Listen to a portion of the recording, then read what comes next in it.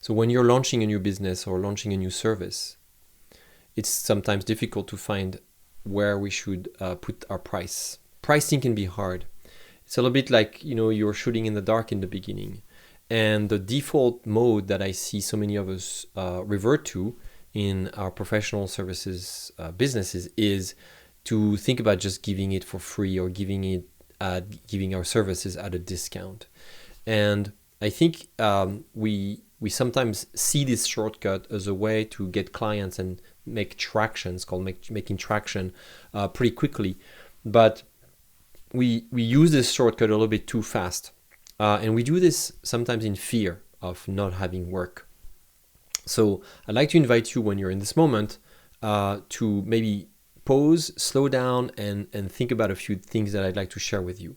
And by the way, this is valid whether you are a beginner entrepreneur or you're more advanced and you're expert entrepreneur. I think it happens to everyone. The more you're going to know your market and the process and how you operate, the more you're going to get confident about your pricing abilities.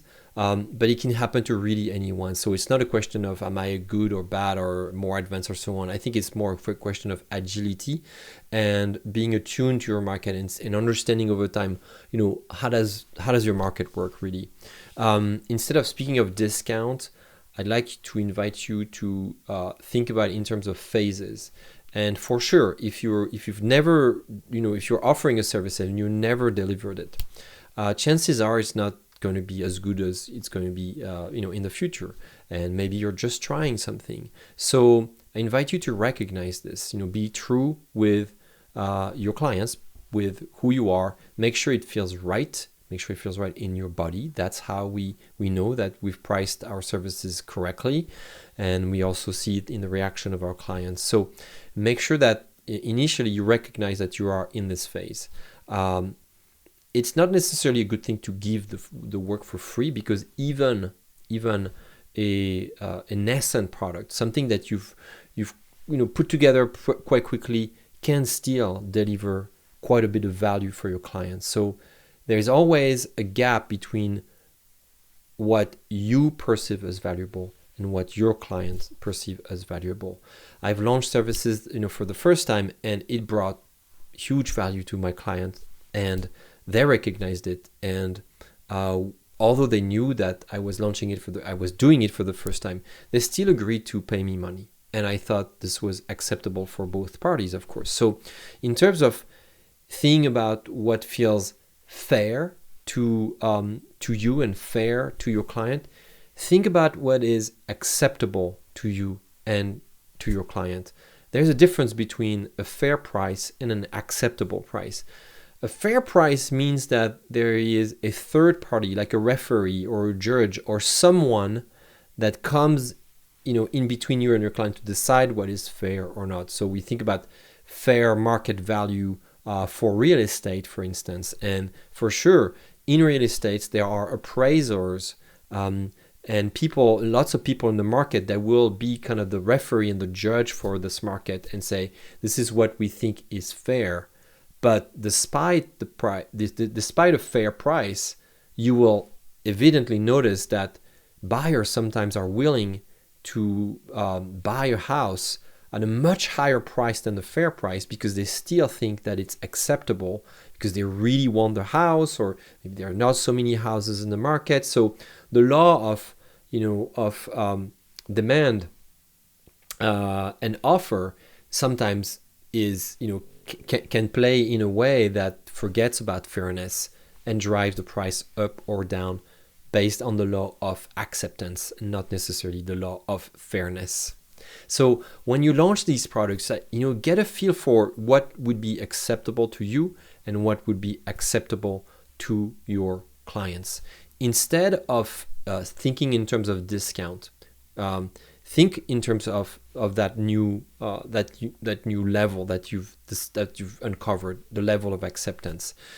Another reason why I would like you to try to move away from discounts is that a discount implies that you already know the acceptable price and value you're creating for a client.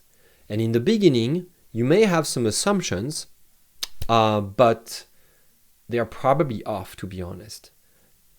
Many of my services I launched and I was way off, and I tested many different price points, but I never talked about a discount. I priced the client versus pricing the service.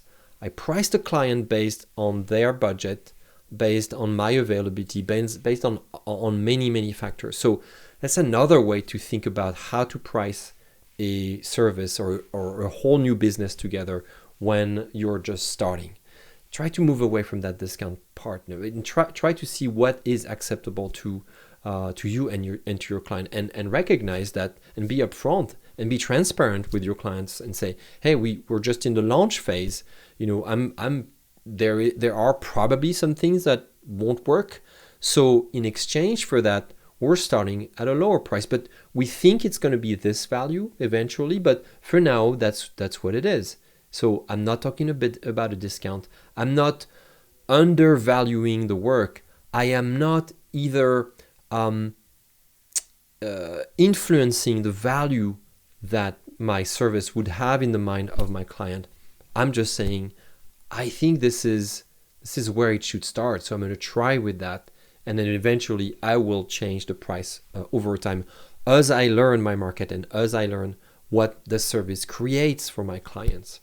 So I hope this helps you. I hope this helps you overcome the fear of launching and trying to launch sooner than later or more often than none.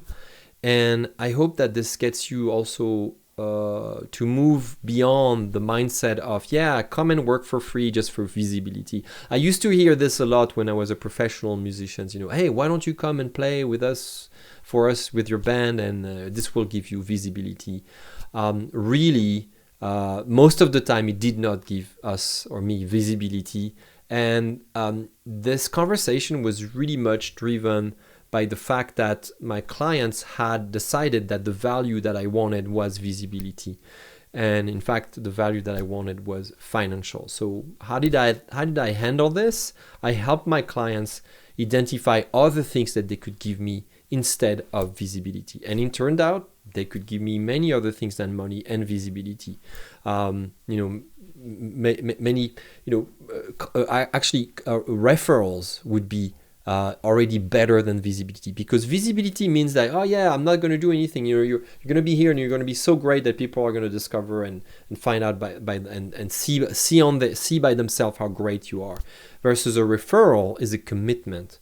When your clients give you a referral, they have skin in the game. You have a little more guarantee because you can see if the referral has happened or not. Still, kind of low on the, I would say, in my opinion, on the value scale, but maybe it gets you there.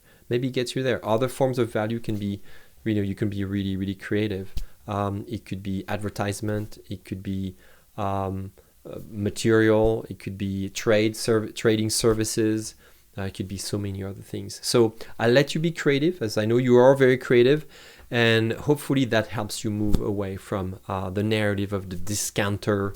That is really a narrative of somebody who's really is in fear of selling at all cost their service, when in the beginning we are all there. We're all shaky. We're a little bit uncomfortable. We lack confidence in launching our services. So no, you know what you're doing.